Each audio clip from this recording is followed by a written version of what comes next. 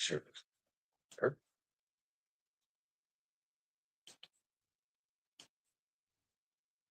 All right, we're going live. Oh, hey, what's I'm a living example of you can get punched in the face and get back up, because I'm the modern day Aztec warrior. This a warning shot to every motherfucking little one-hit wonder rap mumble brother. Kryptonite figured it paid the bundle, so we teamed up top 5 dead or alive. We're bringing the rain and thunder, going insane. I'll be chopping like a helicopter blade, man. The wolf's begun to hunt the jungle. Stomach rumbles, looking for something. Damn, what a fuck's little pump that I'm kinda hungry. These kitties better never come to my city. Come to the window, you gon' get nothing but animosity. Midwest monopolies, monstrosities, rap god. I'ma lead a beat in poverty. Hostility, drop a bomb on the enemy. Artillery, blowing up your auxiliary. Hit 'em with the intercontinental capabilities, leaving no stability. In the Middle East, Benghazi, Hillary. Will I be a kamikaze, a killer bee? Nobody really wanted to smoke, so I'm hitting it with the jewel pod nicotine. Smoking like a chicken to the rotisserie. Figure out a freaking detonator, incinerating straight up eviscerators. I consider eliminating every hater in the visible vicinity, like Arnold Schwarzenegger, Terminator, fucking mobile rap exterminator. Venomous as I'm seeking to be the freaking diggity reaping the benefits when I'm rabid like a missile disintegrating the remnants. I'm beginning to be the reaper, so I load the Mac attack. Everybody dies when I nuke you, screws loose, losing my mind. I'm going cuckoo. Who knew I would be the rap Babe Ruth, Jesus and suede shoes? I hit 'em and straight shoot. The skeletons fall through the elements. Wordsmith, the letterman, way too competitive. Rap with the best of them, the veterans, and I descended to 7th level. I had the devil, mama made it out the ghetto, so how the fuck could I not be the illest when I feel like a villain, killing anybody at will? I'm villain and still a gorilla while pillaging villages and building pavilions. King Kong, I'm probably making a song for Kim Jong, so Ching Jong, did he sing along? As I'm ripping the quickest, yeah, but I pick it apart, the rap, I bit the pit, the pad, I Peter Piper, pick it, pick the pepper, pick it next. I figured that out from the straight, just figured tracks and mumble rap.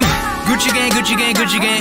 Shooting range, too much rage, who to slay? Crippin' out, weaponize, hella rhymes, that demise, that mumble guys when we hit 'em like it's MMA.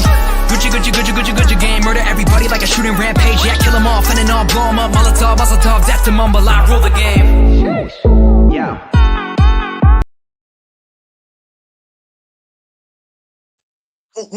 Welcome back to MMA Underground, your favorite part of Tuesday.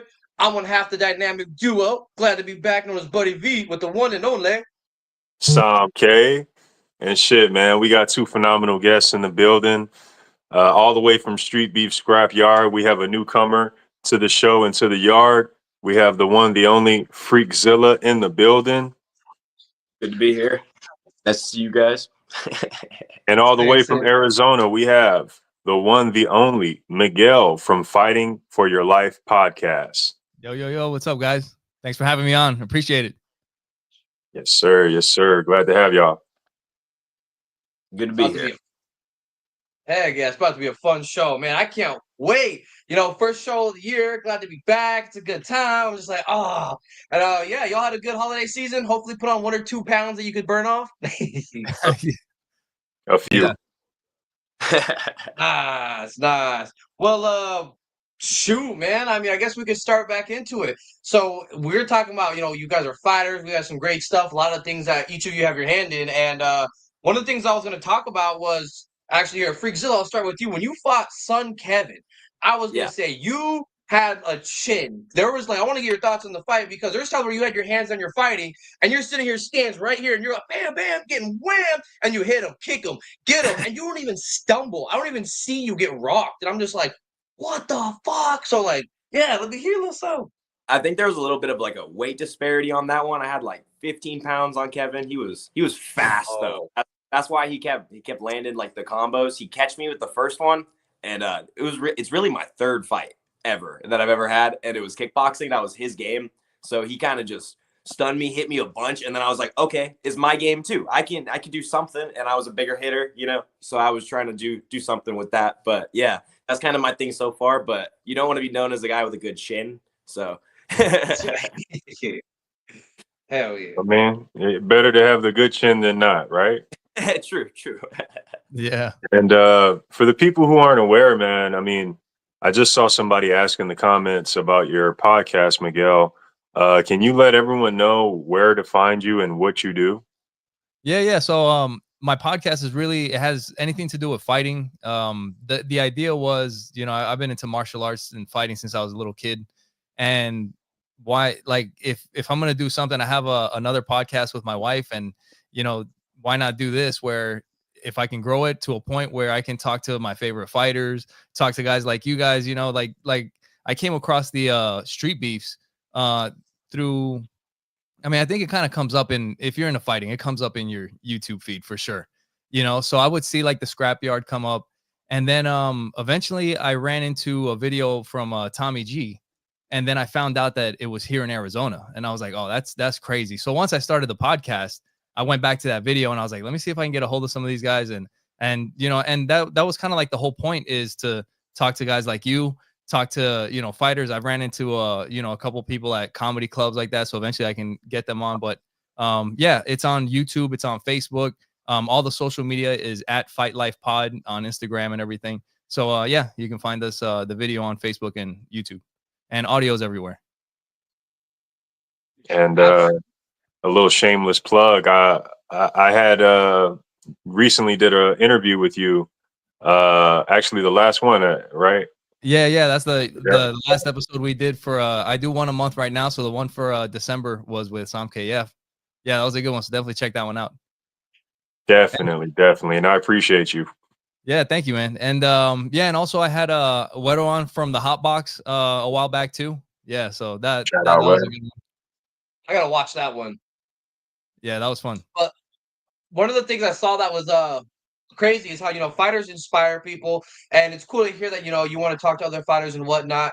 And I'm sure being a fighter yourself, you know, people tell you they look up to you, the things that you do really inspire them. But what I was curious about was if you were inspired by one of your training partners, because when I was listening to your podcast, you had the gentleman Andrew, and it actually like really inspired me in a way, because you were talking about how he was blind, and I do remember that I met one blind wrestler when I was growing up, and I was just like thrown away that he was so skilled, so everything. And I was gonna say, did that kind of like rekindle a little bit of like a freshness to be like, wow, there's people out here that are doing it 10 times, 20 times, 30 times with all these obstacles and still coming out with a smile. I mean, yeah, dude, for sure. And Andrew is like, I mean, he's an inspiration, dude. Actually, there's a funny story with Andrew on Instagram. There was a video that kind of went viral. I think it's there's this Instagram channel. I think it's This Is Phoenix or something like that. And it's kind of like a local Arizona thing. And somebody's in a pickup truck at a gas station, and they're getting a video of this blind guy with a walking stick rollerblading like across the street. And like people just started sharing it. They're like, "What the hell?" And actually, in the video, the guy's like, "How does he see the red light?" And the other guy goes, "He smells it, or he sniffs it, or something like that." Dude, that video blew up, and all of a sudden, you know, he started showing up to our jujitsu gym, and you know, you see a blind guy show up, and it's like any time that you have any excuses, like they just all go out the window, you know. But yeah, he would rollerblade to class, and he would come train. Yeah, and he's coming to all the gyms that we have around in the area. That's amazing, man. That's amazing. Yeah, it's pretty crazy. now you No said limit. that. Oh, sorry, Sam K. No, go ahead. I was just saying no limits. Right. Because you said that you had gone to one of the events. I didn't know. Did you fight in the West Coast? I couldn't find one of your fights, or was I missing it? I know Me? sometimes my computer's slow. Yeah. Me? Nah, I'm not. You know what is funny? Because I went to the one in July where I met Samke, and you know, it's one of these things.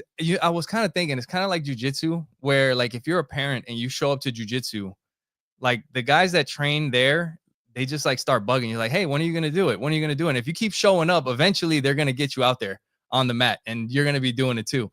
And you know, I was like, if I end up hanging around these guys for too long, I'm gonna be like, maybe I'll try it one day. You know, but I don't know. At the moment, it's not really something I'm thinking about. All right. I was just making sure, because I was sitting there, I was like sweating. I'm like, I can't find it. I don't want to say anything. I don't know. Oh Yeah, man. no.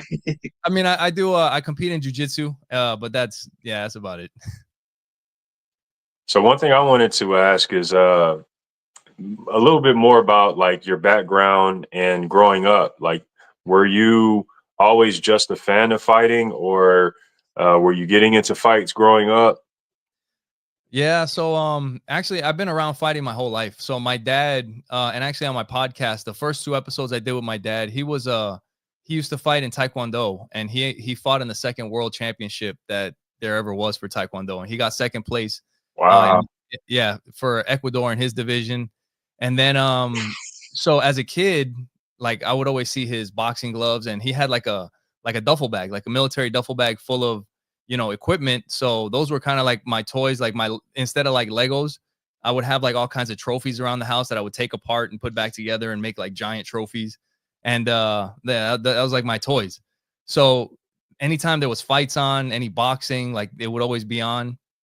And then he would teach me at home. So I started learning. But the difference is with you know, I guess as things get popular, you know, they kind of lose their original intent, you know. So like when my dad would teach me how to fight, he would teach me like the stuff that would work in an actual fight instead of like all the forms and all that kind of stuff. But then eventually I got into boxing as a kid, and you know, so I learned some from him. I did some boxing, and that was pretty much it. I mean, I would get into fights in school pretty much every year, like as a kid in elementary. But I think my last fight ever was probably like in junior high. I mean, I've had some close calls since then, but I think junior high was like my last actual fight. Yeah. And may I ask, how old are you? I'm 41. Oh, what? I You thought got you- 41. I thought you was in the 30 gang with us, bro. Yeah, man, just crossed over. Nice. Yeah. Dang. Shit, I'll have to copy your diet. Dang. See, look, you guys want to look good when you're older? Stay training. Yeah, That jujitsu. yeah, jiu-jitsu helps. I mean, you know what? It's funny that you said put on a couple pounds, man, because this just after the holidays, I'm like the 40-year-old like Patty Pimblett, because since in the last month I've gained 20 pounds. Like no shit, like legit. Oh, yeah. I don't understand how he does it half the time. I'm like, man, my body hurts looking at that. I mean, I fluctuate Yeah. a couple pounds, but I mean, he just blows up like a balloon. I'm like, Dude, it's insane. That's wild. all right, You we got you back with us, FreakZilla? Sorry We about good? that. I wanted to hit the 10% mark and everything started tweaking. Oh snap! Yeah, that'll do Yeah, it. it happens. Well, you know, we were talking to Mr. Miguel here, and I actually was very curious. We're having a good conversation, and I was kind of curious about your thoughts before the fight when you fought Peter Parker. That was your debut, but I remember before the fight, he came out and said, "I just won my MMA fight the night before. I'm here to win." Blah blah blah. Do you think he was trying to psych you out, or were you able to stay in your head? And because I mean, if anyone who watched the fight knows, you know.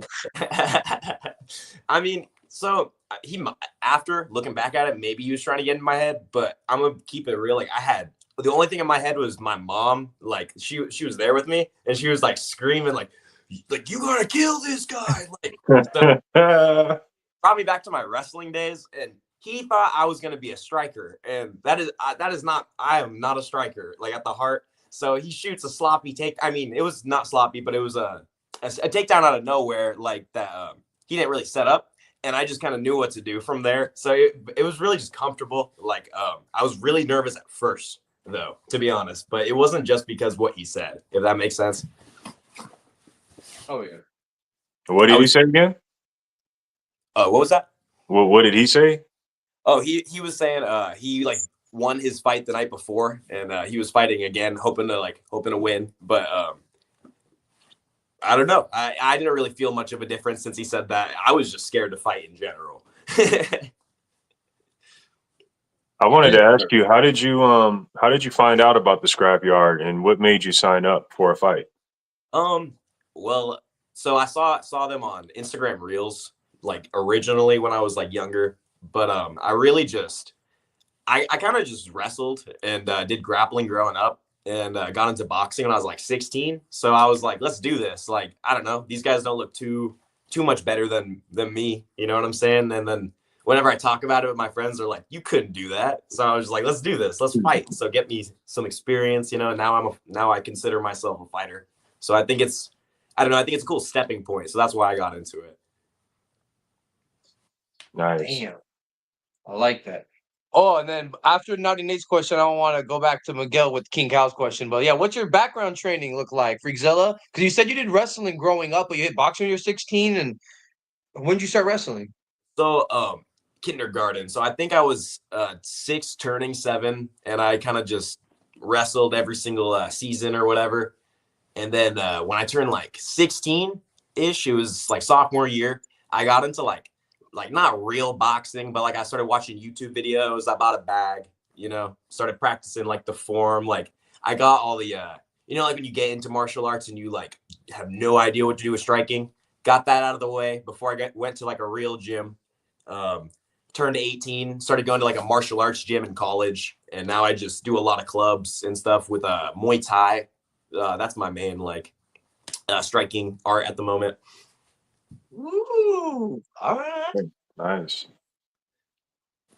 And how old are you currently? I'm 21. Okay, okay. Hold on. So we got 21, 31, 41. That is dope. 10 years apart. That's crazy. Crazy, yeah. Oh no, Samke's 30. Sorry, you're 30, right? No, I'm 34, bro. Oh shit. What? Hold on, you're older than me. What? Oh, okay. Was it Killer Tricks that you fought, FreakZilla? Yeah, that was my second fight. Okay, yeah, I was gonna ask it like about like if you had any formal training, because it seemed like you were like chewing up his legs in the beginning of that fight, that it like ended up adding up at the end. So no like formal training for like that. I did an MMA gym for like 3 months, but it got too expensive. So I kind of just train on my own, and I watch a lot of YouTube on like martial artists that I just like really like, and I just kind of copy styles and train them at the gym. And I really just the second fight, since the first one was so quick, my goal was I just want this to last as long as possible. There were like so many opportunities where I could have like taken him down and stuff, and I was probably looking pretty sloppy with my striking, but I was just trying to learn how to strike, to be honest. So that might be what that was. I was just trying to learn how to do everything how you're supposed to, and that's why I got rocked a lot. No, Ryan. And no, that was a good fight, man. And you definitely you made it a longer fight for sure. For sure. I wanted to ask, fighting on the anniversary event, did that add to the overall nerves? Yeah, I think his name was Chivaled Adonis. I was like talking to him. I was like, Yep, you might yep. check out this fight, look at it after. Like that got me scared because I was like, God dang, now I'm hyping myself up. Gotta put on some sort of show. So it was pretty, I would say it was as nerve-wracking as the first. My mom wasn't at the second one, but my buddy did get knocked out at that event. So the nerves kind of settled down because I had to avenge him. Yeah, that'll fuck with you. Okay, I watched the Killer Tricks fight live. That was crazy. I remember the hair too. Damn. Yeah. The comments were going crazy. Damn, I was just saying, King Cal asked earlier for Miguel. He said, "Would you ever compete in the Eddie Bravo open hand stripe jujitsu?" That's the next step, right? Before I get in one of the street beefs. I don't know, man. It's kind of crazy. I don't know if I want the head trauma at 41. Like, yeah. I mean, I played football as a kid, and one of the craziest things, you guys were asking me about my background but as a kid, when like I was saying, my dad had that duffel bag, so he had sets of boxing gloves, and this must have been like 10 years old. And my friends would come over, and we would box, and some of them were bigger, and we would box like till we all had to go to the neighbor and get Tylenol because we all had headaches, But this is like 10 years old, getting concussions, So I think, I don't know, I might be done with that. Longevity. We shooting for longevity. Right. Yeah. I'm curious because, like you said, with longevity, and obviously all of us have trained real hard before we've had a fight and whatnot. I'm curious to what both of you guys do for kind of your post-fight or your post-recovery after like a hard training session to make sure that all your muscles recover properly. Do you have anything special you do, or do you have like a strict regimen during training camp, or kind of just free for all? I kind of just stretch a lot. Like when I notice I went too hard on like the wrong part of my leg or something, I twisted my ankle, I just make sure I keep my legs really stretched. And the next day I might practice punching or like my knees or something different. And I just kind of keep my training really, I change it and I like make it different when I hurt myself to kind of just make myself better and not keep hurting the same spot. Nice. Yeah. For me, I just kind of, as far as recovery, there's not really too much. I mean, I kind of keep it consistent. And for me, I'll train at jiu-jitsu 3 times a week. I'll do a set of 100 pull-ups and 100 burpees 3 times a week, and then I'll do cardio 3 times a week. But I just make sure that I get that in every single week, and that's pretty much it. Yeah. Speaking of cardio, There we go. Yep. Cardio is key. as everyone knows, cardio is key. That's right. I wanted to ask you, bro, for people who don't know, because there's plenty of fighters out there who are strictly strikers. What is it about grappling, wrestling, jujitsu? Let's dive into that aspect of fighting, and why has that been more so the focus now? Yeah, I think one huge difference, and this actually coming from my dad. Like I said, he was a kickboxing champ, Oh. and yeah, one thing that he told me about when he saw the UFC and started like seeing what jujitsu was, he was like, if he got into a fight, in order for him to stop a fight, he would have to either hurt the guy by punching him, kicking him, or knock the guy out. He's like, where in jujitsu, like you could just get a hold of somebody and hold them down, and you don't have to hurt anybody. And I was like, dang, that's just a completely way to look at fighting,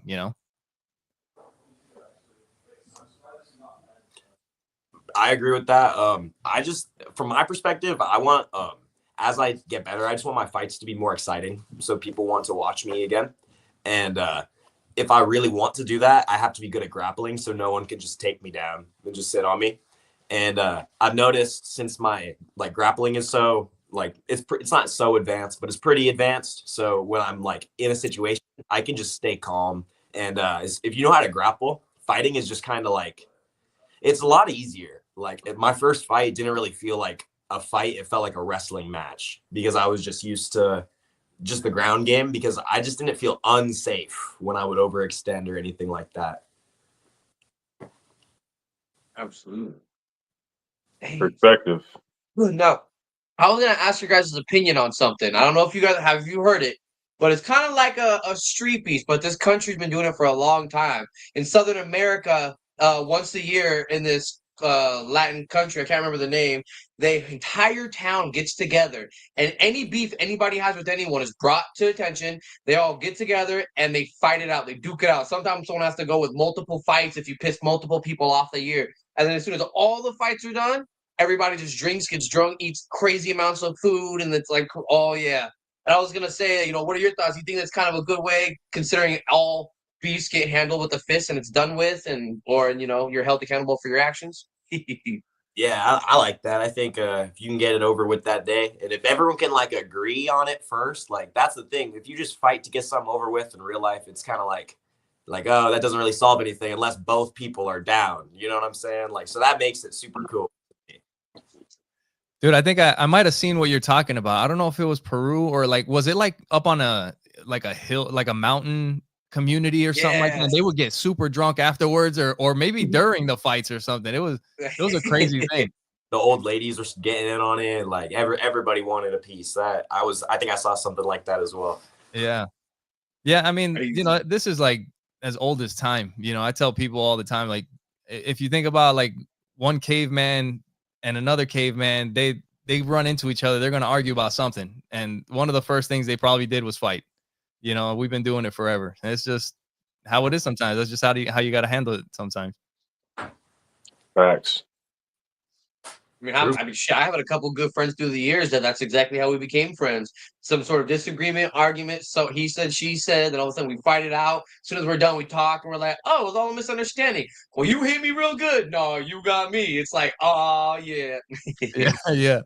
Mutual respect after. And this is also like when it's a cultural thing, when it's a generational thing, like it adds something to your life. You know what I'm saying? Like we I don't know, like the justice system here isn't always on our side. So, something like that, if we had something like that in place, man, there'd be a lot of less conflict, I believe. Right. Yeah. Watch their mouth. Man, I'll see you on the first. Yeah, the drunken throwdown. Yeah, yeah. Yeah. Now, oh, what's that song? Okay, sorry, I knew you were about to say something. No, go ahead, go ahead. Well, I was gonna say I'm kind of curious because we're talking about, we sell these beefs and then we get drunk, this and that. But one of the things I'm curious about is smoking weed and fighting, and what you guys think about that. Because I have people I know that smoke before the fight, they get in the flow state. I smoke right after. I like to wake up, and if I'm gonna fight, I wait till I fight. I don't know, but I'll smoke when I train and stuff. I don't know. I want to get your guys' thoughts on it, even if for recovery or whatnot. Yeah, I mean, I think it would definitely help for Oh pain. boy. I don't know about before, because I don't know if I would get paranoid or if I'd be able to think while I'm rolling. But I know a lot of people say that, it helps them out and it calms them down, like you were saying.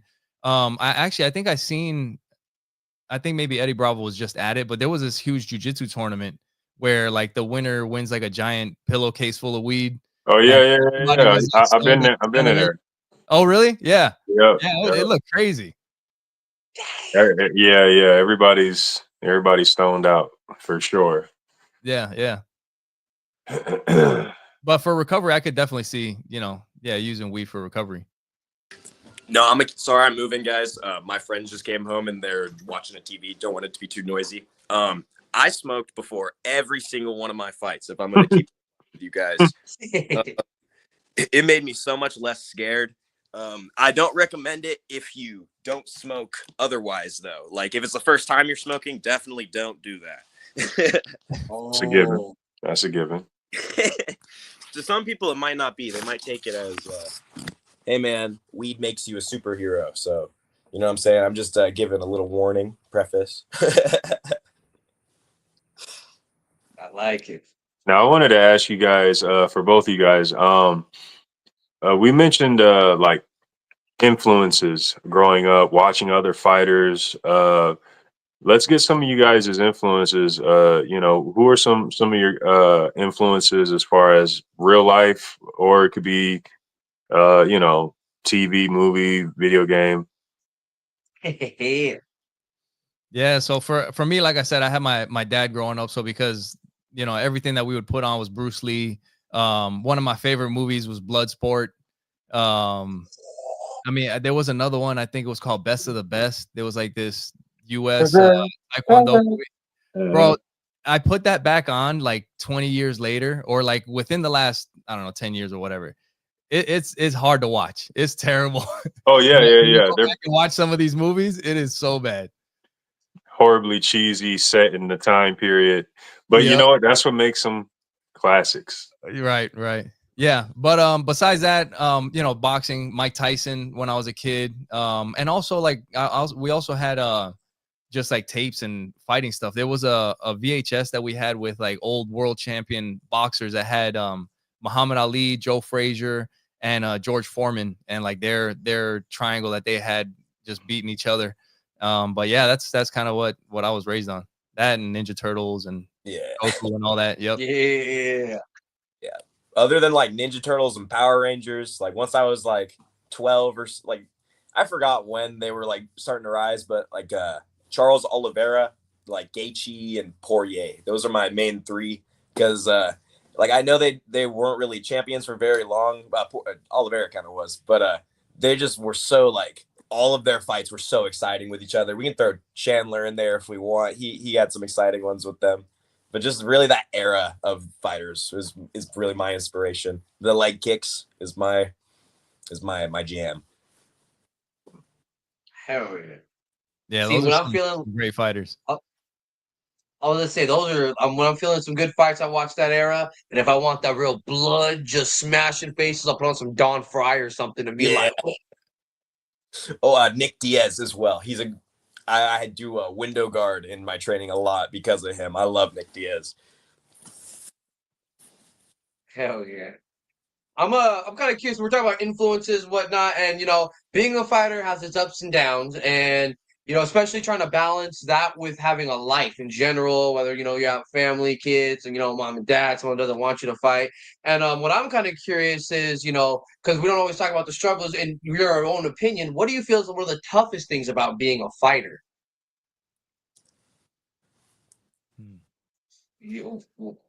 Well, I'll say, like I compete in jujitsu, and jujitsu is like a huge part of my life. The team that I'm a part of, and just practicing jujitsu, and it is a tough sport. Like getting smashed, and it's not always the funnest. But at the end of the day, like and more recently than ever, just kind of keeping what's important, at least at 40, 41, keeping what's important, the most important thing, which is my kids, the family. Like this is a sport at the end of the day. I'm not going to be a world champion at 41, so have fun with it. I do plan on doing this until the day I die. So I'll be a black belt eventually, but Yeah. if you're if you're like looking forward to the next thing, and it's like the goal, then you're kind of missing the journey, the whole fun of it. Because for the longest time, I was like, it was like a work, like going to work. And if it's like work, man, it's tough. You can only do that for so long. So you just got to have fun with it. That's kind of like the most important thing for me. Well said. I would say just for me as like a younger fighter, it's just so I'm in college right now, and I'm also trying to. So I just kind of work part time. I'm trying to work more and more hours so I can afford to work at train at a better gym during the summers. And just like for me, it's just getting enough money for doing things while I'm going to school and while I'm training, like most of the time. So it's kind of like just balance. That's the hardest part for me so far. Absolutely. Yeah, we can all attest to that. I struggle with that. I know when I signed up before my fights, there's times where I'd get stressed out, and everyone in my family knew we're the game. We're like week of the fight week. Oh my, like I'd be on edge. I'd be here. They'd be like kids be doing something. I'm like, just give me alone. Just give me a minute. Fuck. And then all of a sudden after the fight, I'm sorry. Yeah. Oh man, you know how it is. Yeah. Your guys' last podcast, you guys were talking with Horn, and he was kind of like saying like how he does minimums, and even though like I mentioned, keeping what's most important, like the family and that type of thing, like I still have like goals for myself, like to compete, a few times this year and to do certain things. So it's not like, that's the only thing. There's other goals in place, and kind of like you, when it's tournament time, as it gets closer, the attitude starts changing a little bit and the mindset starts changing. And then, afterwards it kind of go back to normal, Yeah. Yeah. Balancing it all out. Yeah. So Miguel, I wanted to talk a little bit about the class and the people that you teach. Yeah. So I help out with our kids class. So yeah, it's dude, it's been one of the funnest things. For one, when I first started jiu-jitsu, my kids were already doing jiu-jitsu for I think about a year or 6 months. And once I started doing it, I was like, well, why not? I'm already here. Why not? I got a gi, so I might as well just help out. And having to show the kids a move, I started as a white belt with a few stripes, and having to show the kids a move, you pay attention when you have to teach somebody else something. You pay attention with a little bit different intention, and that actually ends up helping you out. You end up learning the moves with a little bit more detail, because you realize the details are the things that actually make this thing work. So man, teaching these kids, it's been awesome, and it's been super helpful for me. And it's also awesome watching them, some of these kids grow, and the things that they do, watching them overcome getting smashed, and then watch them start putting things together, the confidence that they build. Then eventually they get big and they start beating you up. That's the damn truth, man. It's crazy. Yeah. Gotta be careful what you teach them. Right. Well, my daughter's 7, my son's 5 right now, so I'm trying to be nice. I know, but as you guys get older, remember, I was nice to you. So when I'm frail, I don't want you putting umph behind that. No. Bro, I got a 13-year-old right now, so I'm kind of like wondering if he's gonna remember the way I'm being right now. When he gets a little bit bigger, I might not be having the same tone, behind. Yeah, man, it's Like, crazy. what do you mean I can't go to the movies? Armbar. Yeah. Heel hook. Yep. No, that's actually perfect to say about how we have kids. I'm curious for both you guys. How do you feel that training martial arts truly contributes to living a better life? You know, because I know it's different for everybody. We all have our own reasons why we do it. So, I mean, I'm curious. I agree. I think it made me, as soon as I started like really getting into fighting and like having like, because it became like a purpose for me, I guess. Not a lot of people will turn into that, but having hobbies is so good, and fighting is one of those hobbies that'll just make you so confident. And I think that that's good for everybody. And then there's the physical benefits. You're like depending on how far you go with it is good for your joints. I would say if to a certain at a certain point it's not. So it's just like give and take how much you do it. But I think it's just overall really beneficial for anyone. Yeah, for sure. Yeah. I think martial arts are, yeah, I think it's great for everybody, especially like with me and what I was mentioning earlier with head trauma and all that kind of stuff. Having kids, I didn't want to put them into something where they're going to get punched in the head while their brain is developing and all that. But I do want them to be able to defend themselves and build some confidence. So jujitsu is great for that. And also another thing I've told them is that there's no way to like really know how to handle a punch if nobody's ever thrown punches at you. So that's something that we do have to incorporate because, you know, one thing I'm not delusional. I know like if you don't practice something, you just don't know and you're not used to it. And you can know all the jujitsu in the world, you get punched in the mouth and you're not used to that. You know, a lot of the jujitsu might go out the window. But yeah, like you were saying, FreakZilla, like the confidence that comes with it. And especially for my daughter, you know, for girls, not that, you know, there's differences between men and women, but if you can at least hold somebody off long enough to get help or whatever, you know, that can make all the difference in the world. Yeah, I teach all my little siblings. Like, I have so many little siblings. I have like 4, I think. I can't even count.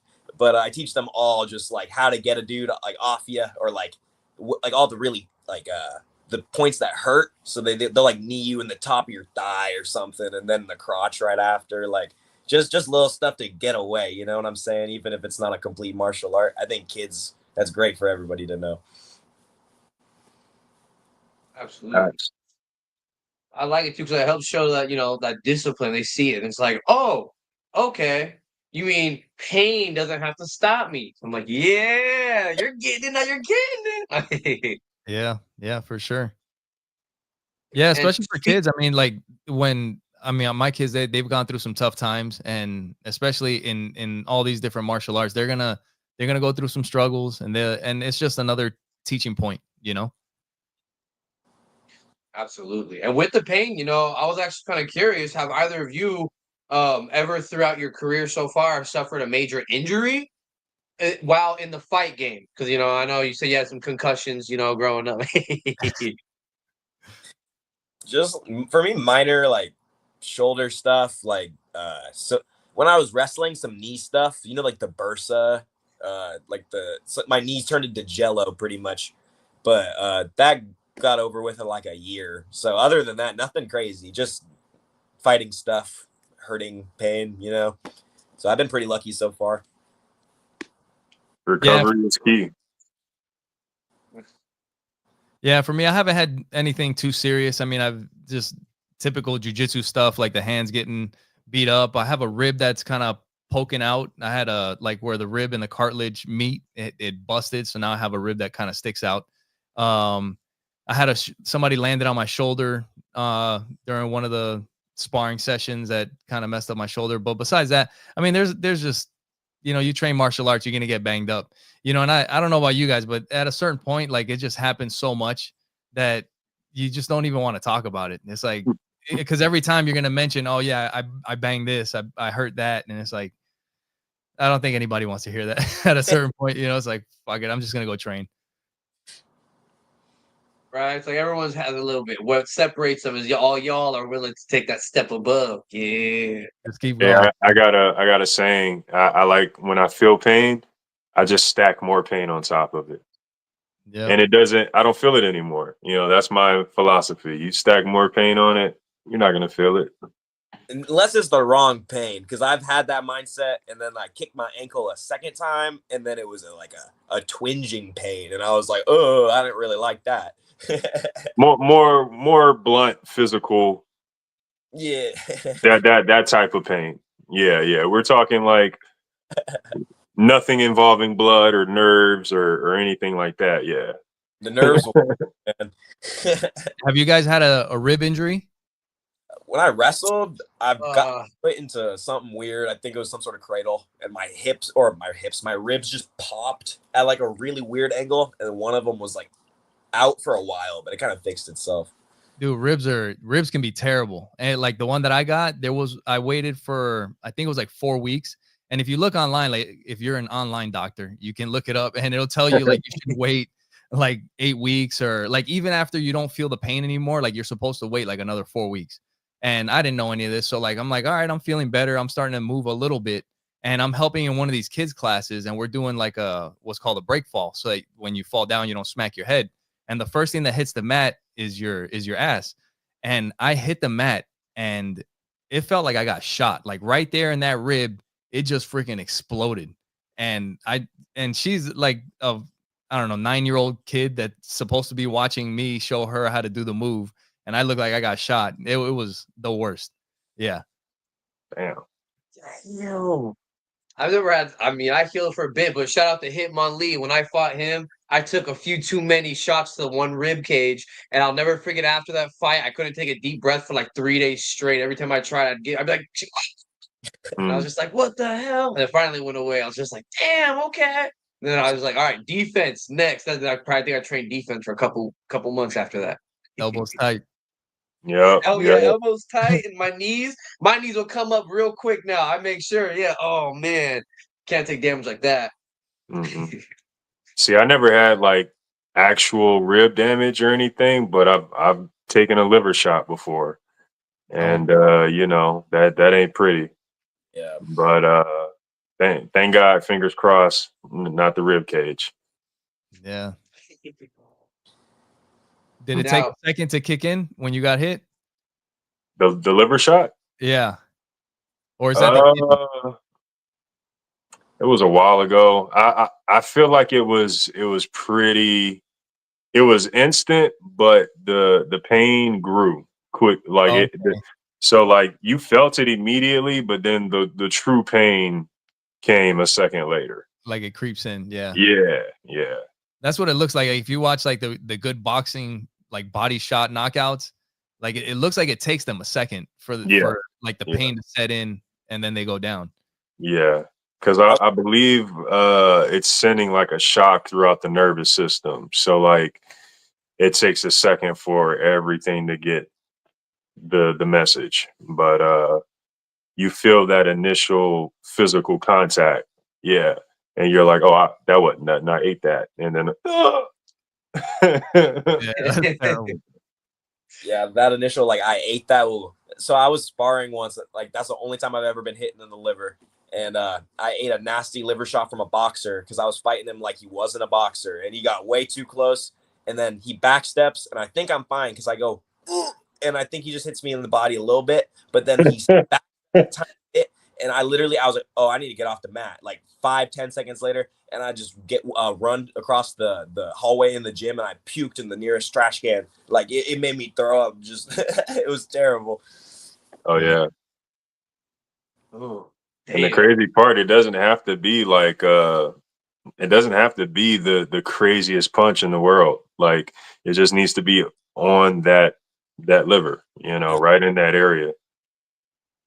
I have to say my favorite liver shot was when Ryan Garcia was putting on everybody, and then he fought Gervonta Tank Davis. And I remember I saw it slow-mo, and he did the thing, bam! And I just like Ryan got dropped there, like, oh, Gervonta. Yeah. Oh yeah. Yeah. People were saying he faked it, and I'm like, nah, that happened. That was real. That's how it goes. Yeah. I wanted to ask Miguel, man, the inspiration behind your podcast. Yeah. So like I said, the first couple episodes I did with my dad, and then really just I have a podcast called Opposites Attract with my wife that we do on a weekly basis. And then since we do that one, I was like, you know, like I really have this passion for martial arts. Like there's just something. For a while there, it was like this love-hate thing that I just keep getting drawn back into, you know, doing jujitsu and fighting and all this stuff. And I was like, and just kind of following the sport, you know, just being a huge fan of the sport. And I'm like, dude, it would just, if I could do anything, just talking to people about fighting all the time, and eventually, you know, who knows who I could meet, like that would just be a cool thing to do, you know? And I think like fighting for your life means a lot of things to a lot of people, you know? And like some people that they literally fight for their life, like maybe in the UFC, like that's what they do for a living. Like maybe there's some people in the military that fight for their life, you know. Like for some people, like my routine, like that's just like I don't know what I would do without it, you know. And that's just a part of me. So that's kind of where, you know, fighting for your life kind of came from. Yeah, it's a amazing job you do, man. I've watched several episodes.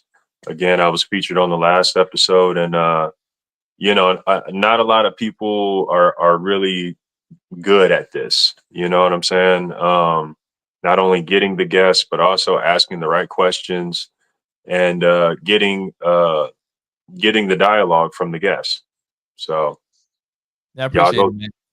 yeah, man. Everybody go subscribe. Fighting for Your Life podcast. Let's go. Yeah, Check thank it you. out. Hey, Fro, I was gonna ask you, FreakZilla, this year, 2025, can we see you hit what Street Beefs West Coast possibly? West Coast, ooh, that might it maybe later in the year. I'm planning on getting my associates this summer, so depending, that might be a possibility. I can get a GoFundMe and put that on the Street Beefs account. Be like, yo, guys, get me out to the other Street Beefs. I need to meet my people. Is that where Death Sentence is? Is that where he fights? No, Death Sentence is a OG Yard fighter. Yeah, gotcha. Allegedly, he's coming out there to fight Lights Out. So he's coming to y'all to fight Lights Out. Exciting. I'm friends with him on TikTok, so this is so exciting for me. with Death Sentence or Lights Out? Death Sentence. Well, I'm friends with Lights Out just there, so this is Yeah. I didn't know about this. I just saw Demetrius Johnson said he was gonna train Death Sentence, right? Yep. So he interviewed him, and I guess the stipulation was like, I guess either so many views or so many likes, and he would agree to train him. It was like 100. And I guess He they got it in like made a it. couple days. Yeah. Wow. See, imagine Death Sentence just goes into the UFC, because with Demetrius Johnson training him like that, I could totally see that coming into his fruition. You know what I'm saying? Can somebody like just go jump on his back and get like a flying river? Oh my god! Or could just that'd be so insane. I gotta see that shit. Damn! Hell yeah! Yeah, dude, DJ's the man too. That dude to get trained by DJ, that'd be awesome. For real. For sure. Hey, Yo, Bricks, what's good, man? We miss you out here, bro. Yeah, come back. I was gonna say, speaking about some of these different fight stuff, you know, we always bring up the BKFC, and I'm curious, having someone, you know, a little older and a little younger, your thoughts on it, and you know, if the opportunity came, you know, while you were going to college to maybe get paid a little bit for it, if you would take it, because I know Kai Stewart did that, and he ended up being the youngest BKFC fighter, and he was wrestling and stuff. So I'm curious about your guys' thoughts on it. I think I'm crazy enough, but I really like to kick, like, and I also really like to grapple. So it was really like, if I get good enough at boxing, maybe, you know, I could say that, but really my skill set comes with like the fact that I'm okay at everything. You know what I'm saying? So that might be a little risky for me. So look, Masvidal has, I think it's called Game Bread, and that's bare knuckle MMA. So that's probably the route you would want if you were down. That would be, the gloves don't matter that much to me, you know. Yeah, Bro, that'd be crazy. Yeah, dude, I think that you know, fighting is one thing, but that bare knuckle fighting, that's a whole nother thing. I mean, you guys were talking about it. Like you got the guy that won the fight with his one side of his face swollen and the other side cut apart. You know, it's insane, man. Yeah, that different kind of damage, and your hands getting more damage too. So you really got to be a different kind of tough, I think. That's true. That's true. You know, actually, like MMA is, you know, you could see it could be like brutal, but I think fighting like the Masvidal League without gloves is probably better than, you know, just straight up bare knuckle, you know, because at least if you can take somebody down, you're not getting like all you're doing bare knuckle boxing, man. You're just taking straight up knuckles to the face. That's You, another type of animal, man. you know, but there's an argument though that it's actually safer in the long run versus traditional boxing. So if you think about it with boxing, you have the gloves on, so you have all of those punches being masked by that glove. So you're in the long run, you're taking way more punishment with the with the disguise of the glove. Whereas with the bare knuckle, once my hand breaks, there goes my weapon. Once your Right. face tears, there goes your defense. So, you know, short term, it looks more vicious, but think about it long term. You know, they're not fighting 12 rounds. Yeah, yeah. Yeah, that's true. You know, talking about that padding thing, I heard something about like boxing sparring. Like sometimes like the padding, the headgear, it almost makes for like a bigger target. And also your punches don't slip off the headgear the way they would off of your head. So you take a lot more shots, more impact just from wearing headgear.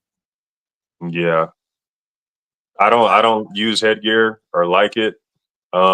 Because for me, I used to use a lot of head movement and slips. Your head's bigger, you can't slip. But not only that, it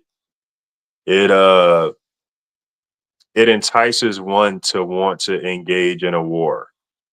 You feel, you get this false sense of protection. So now, all right, yeah, let's stand in the middle and bang it out. And in the moment, oh, everyone's hyped. It looks good. It's, you know, but if you think about it, what are you doing? I'm going to put my football helmet on and I'm Right. going to let everybody tackle me because I got my football helmet on. Yep. No. Man, I don't know. When I've been training a lot, even when I spar or something, there's this point when I hit a certain level of tired, this thing keeps kicking in my brain where I gotta feel my gloves hit my cheeks because I know I'm gonna drop my hands and I'm gonna get rocked. So I'm like, yeah, because I'm not wearing the gear. I'm like, all right, I gotta at least put my hands up, even if I'm not throwing as much. Hands right here. Oh man. Yeah, it's got to be second nature. Yeah. No, I was gonna say you said earlier how you had some favorite movies and whatnot, but if you had to recommend either the top favorite fighting anime or favorite movie, what would you recommend? I have to ask because I'm very curious because I've been watching a lot of stuff lately and it's all been fight related. Ooh, FreakZilla, you want to go? Sure, I'll go.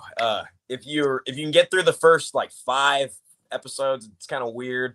Baki, the grappler, that shit's fire. Everyone's probably seen that. It's my favorite one right now. Damn. Hell yeah. Man, I mean, I would. It's tough because I just watch like a lot of like actual fights.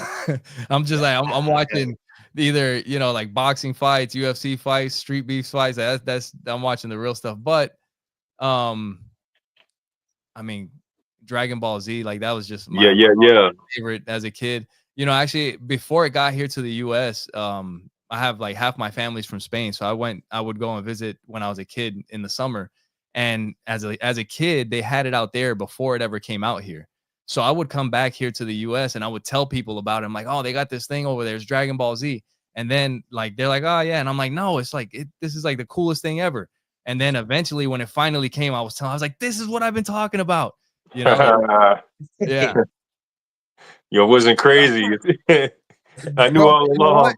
You know what I'll tell you? One of the craziest things is that I haven't watched it in like forever. And now having kids, you know, like it's part of my memory, like one of the things that I cherish from being a kid.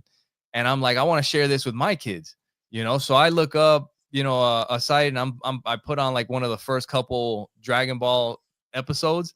Bro, I completely forgot what the show was like. Like you got Master Roshi, who's like a huge perv, you know. Oh That's like, yeah. You got Goku like, pissing in the river. I'm like, what the fuck is going on right now? I was like, cover your eyes, like for a cartoon. I'm like, go get something. It was crazy. Hilarious. Hey, real quick, shameless plug. Dragon Ball Daima is on fire right now. If you haven't watched Daima, watch Daima, bro. It's on fire right now for sure. Have to get back on it.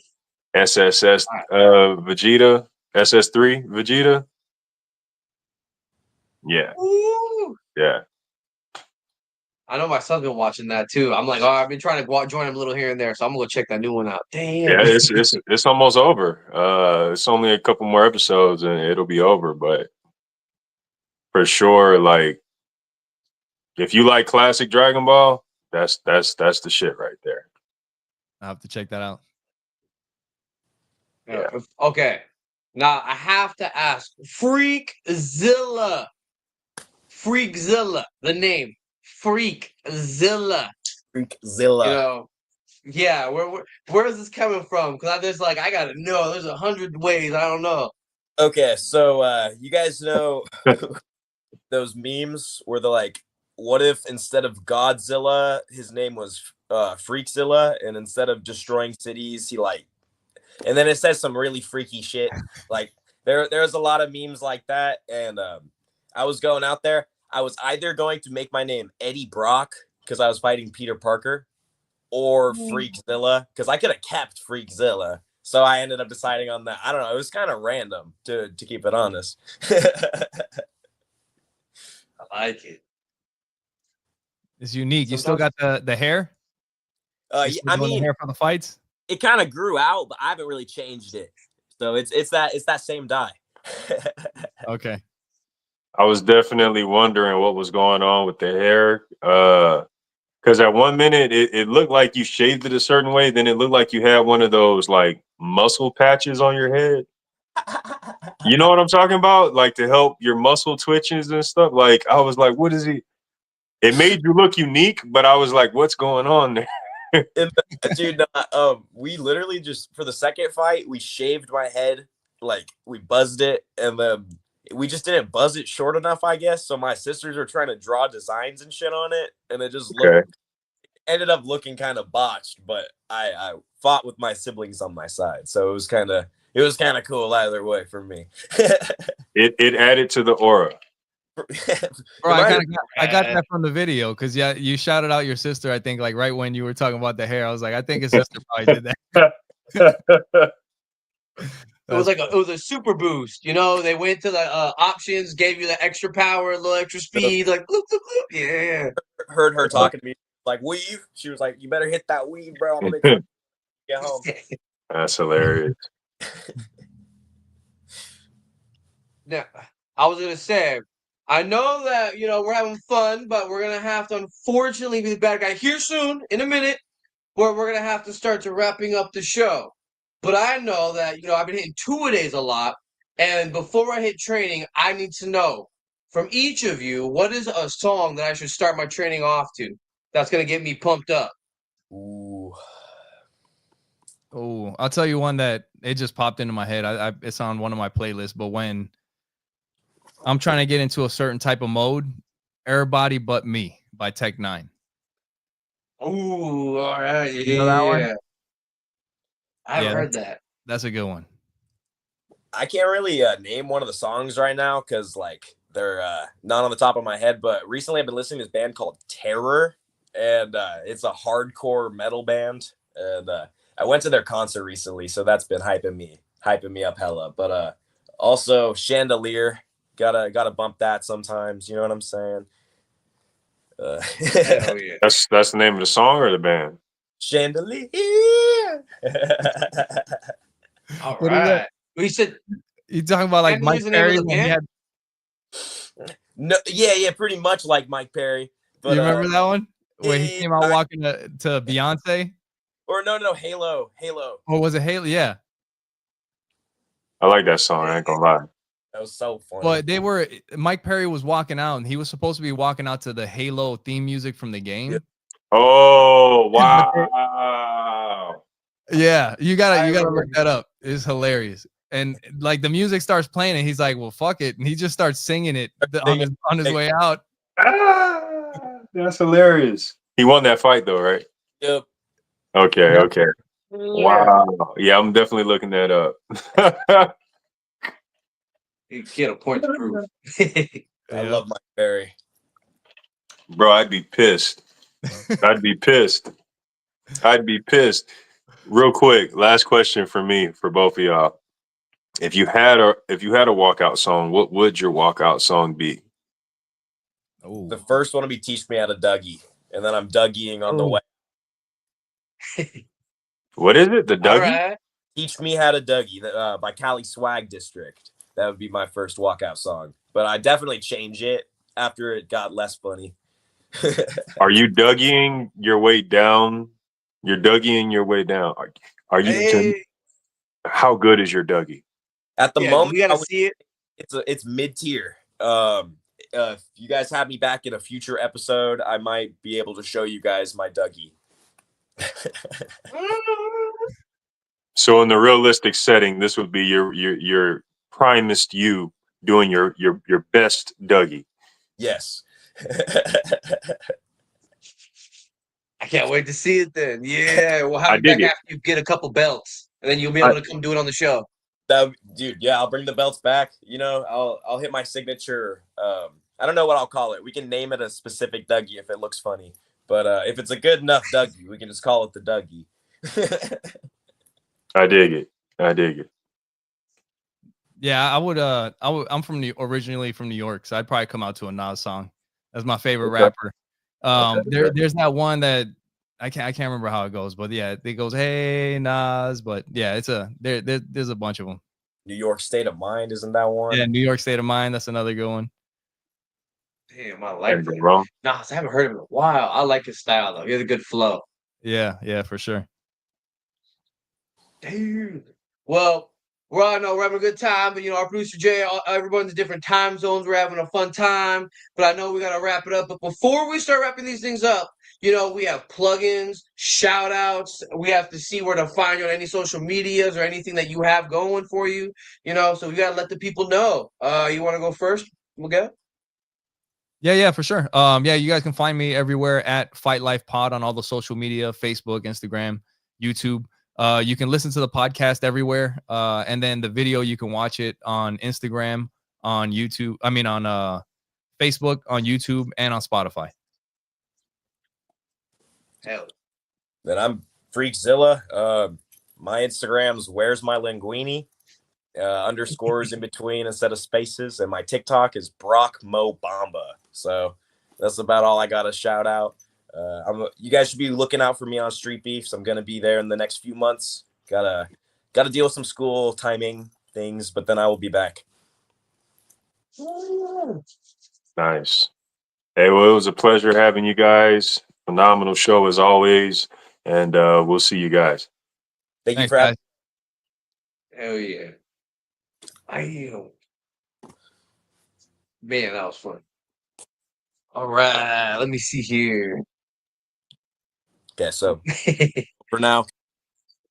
Oh, there we go. Yeah.